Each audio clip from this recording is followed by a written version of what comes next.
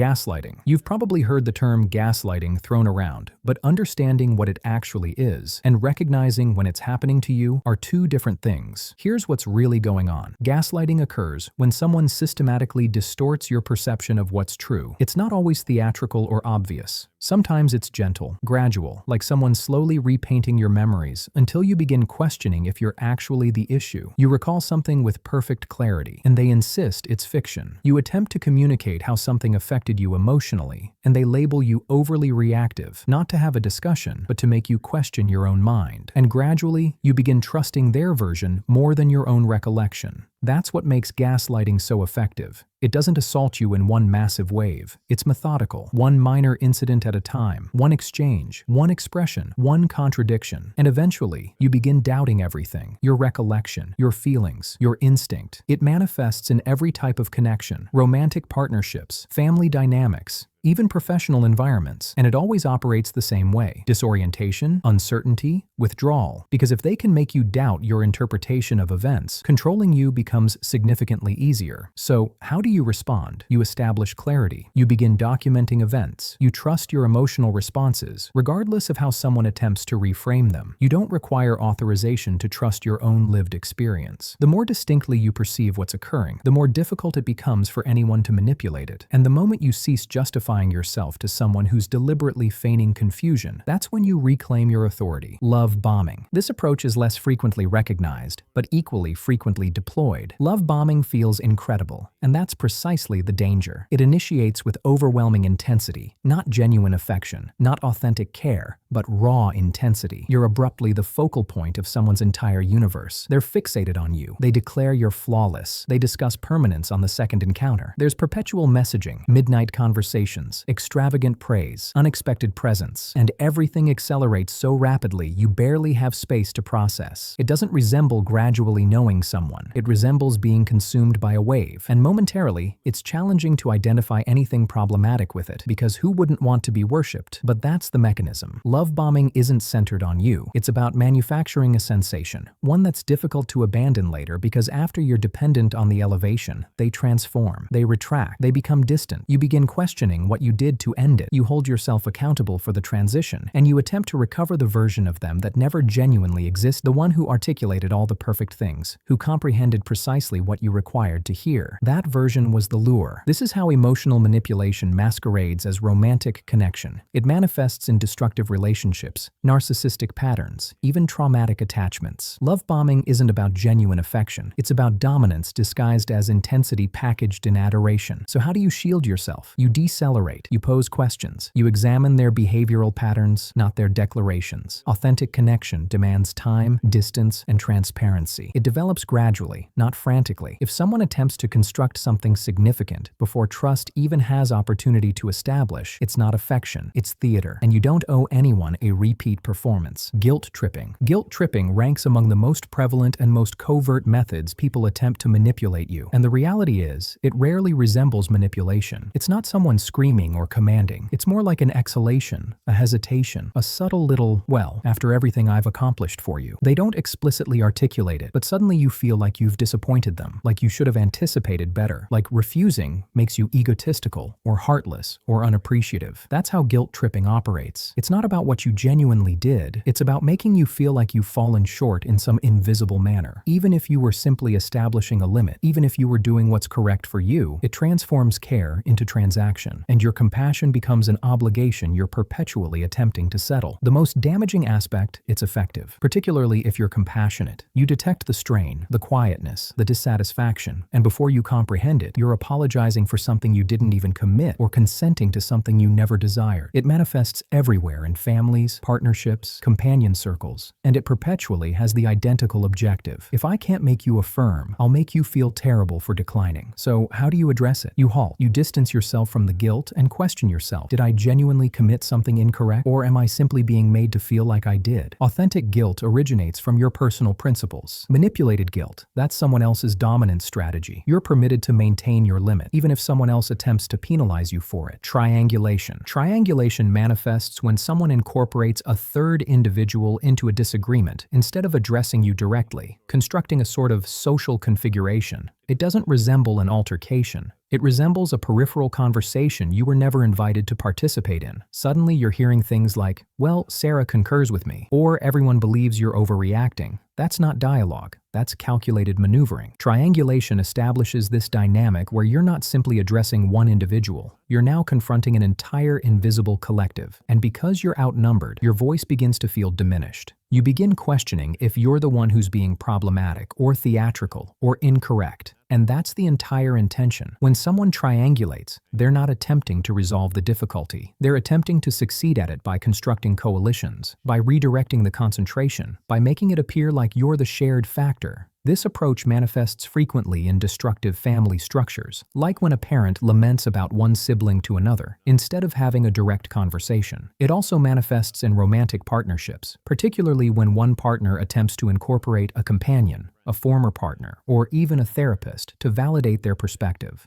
Suddenly, you're not simply disagreeing with them. You're defending yourself against this entire storyline, and it's depleting because you're not simply addressing the genuine issue anymore. You're now being dragged into someone else's narrative with someone else controlling the script. So how do you cease it? You dismantle the configuration. Communicate this. If you have a difficulty with me, address me, not about me. Maintain things direct. Maintain them straightforward. You don't require to defend yourself to a third party you never even conversed with. You get to establish the parameters for your own conversation. And if someone refuses to encounter you there, you're permitted to exit the configuration entirely. White Knight. The White Knight appears like a champion on the surface. They manifest with solutions, with worry, with resolutions you didn't request. Initially, it feels like they're assisting you, like someone finally comprehends what you're experiencing, but that's only the introduction. Because in destructive dynamics, the White Knight doesn't simply assist with difficulties. They manufacture the difficulty themselves simply so they can be the one to resolve it. They provoke disagreement behind the curtains. They erode at your assurance, then console you when you begin to deteriorate. They'll inform you someone's betraying you and then propose to shield you from the consequences. They construct the blaze, then manifest with the extinguisher. Why? Because being the rescuer provides them authority, and if you didn't require rescuing,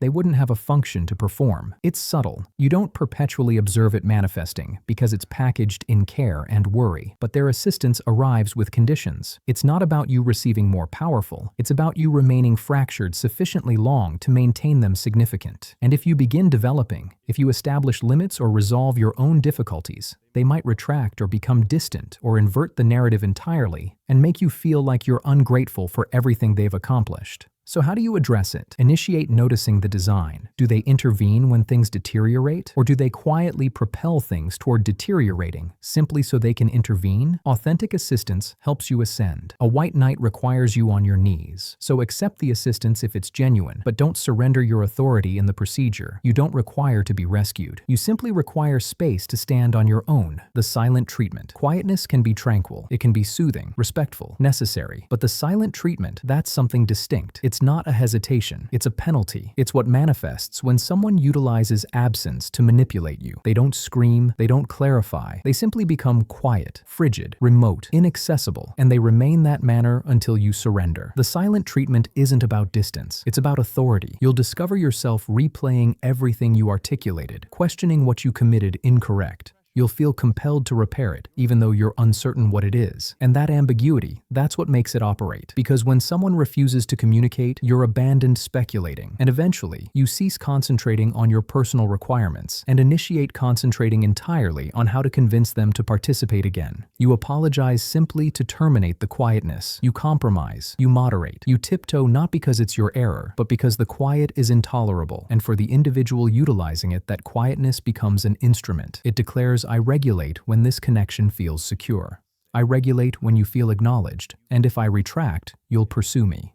It can manifest in romantic partnerships with companions, even at occupations, anywhere someone desires to succeed without having a conversation. So how do you address it? You cease pursuing the noise. You identify what's manifesting. You articulate, if you're disturbed, I'm accessible to conversing, but I won't be penalized with quietness. And then you maintain your position, because dialogue is a reciprocal pathway. And if someone refuses to communicate unless they're being consented with, they're not pursuing connection, they're pursuing dominance. Breadcrumbing. Breadcrumbing manifests when someone provides you precisely enough attention to maintain you connected, but never enough to genuinely progress. They'll transmit a greeting message every few days, respond to your content, praise you randomly, precisely enough to remind you they exist. But when it arrives to arranging plans, manifesting, or committing to anything authentic, it's perpetually ambiguous, perpetually later, perpetually slightly out of reach. It's like emotional deception. You maintain verifying in, anticipating this occasion it'll be distinct, that perhaps now they're finally prepared to manifest, but they're not. They're simply dropping another fragment. The objective of breadcrumbing isn't connection, it's dominance. It maintains you emotionally invested while they remain unaccountable. You become imprisoned in a cycle of expectation and disappointment. And even though you're not being addressed well, it's challenging to depart because they never genuinely terminated either. They don't dismiss you, they simply postpone you. And that ambiguity maintains you anticipating, waiting, verifying your device at 2 in the morning, because perhaps this occasion they'll genuinely execute through. Breadcrumbing can manifest in dating, companionships, even professional connections. And it's not perpetually malicious. Sometimes individuals accomplish it out of terror, insecurity, or simply because they appreciate the attention. But the outcome is identical. You're abandoned in uncertainty while they maintain all the authority. So, how do you address it? You cease pursuing the trail. If someone's interest only manifests in flashes, if they perpetually abandon you speculating, you don't require to decode it. You simply require to determine it's insufficient. Consistency communicates more powerfully than charm, and you deserve more than fragments. The DARVO method. DARVO ranks among the most disorienting manipulation approaches available. And once you comprehend what it is, you'll initiate observing it everywhere. The designation stands for deny, attack, and reverse victim and offender. It's a psychological manipulation, a method for someone to invert the entire narrative the instant you attempt to maintain them accountable. Here's how it develops. You introduce something that harmed you composedly, respectfully, simply attempting to converse. Phase 1, they deny it. That never manifested. You're fabricating things, or you're being excessively theatrical. Then arrives Phase 2, they attack you. They target your delivery, your selection, your history. Suddenly it's not about what they committed, it's about how you introduced it. And then arrives the inversion. They make themselves the casualty. You're not the one who received harmed. They are. They're being attacked. They can't accomplish anything correct. They perform like your transparency is brutality. And now you're the one who has to justify yourself. That's DARVO.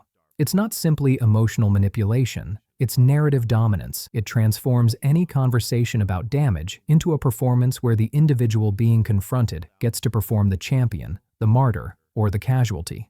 And if you're on the receiving conclusion, it can make you feel bewildered, ashamed, even guilty for communicating up. You initiate questioning if you were excessively severe, if perhaps you did appear incorrect. You initiate defending your delivery instead of your reality. So how do you address it? First, don't accept the lure. If the conversation suddenly becomes entirely about their suffering, their anguish, their offense, halt. Return to your point. Adhere to the facts. Articulate, I'm prepared to converse about this, but not if the original issue maintains getting concealed. DARVO operates when it triggers bewilderment. It collapses when you remain transparent, because accountability isn't an attack and reality isn't brutality.